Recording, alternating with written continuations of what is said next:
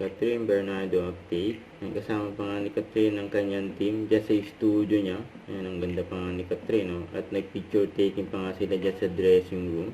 Ayan, kahit na blurred. Ayan, malinaw pa rin ang ganda ni Catherine. Ito for ID Clinic ni Catherine.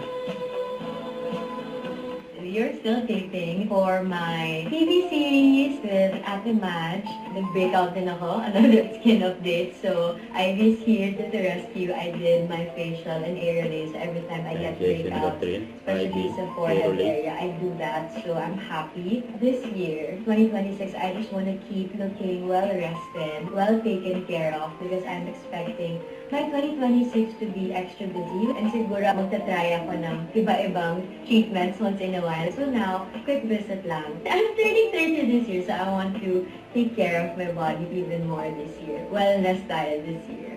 Yan o. Nagsaya pa nga ni Catherine dyan. Get together. Isang one Sunday. Gusto mo bang sumama?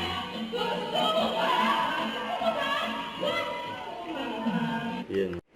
Don't forget to subscribe, click the notification bell for more updates. This is Victor the Action Live. Stay tuned for more videos. See ya.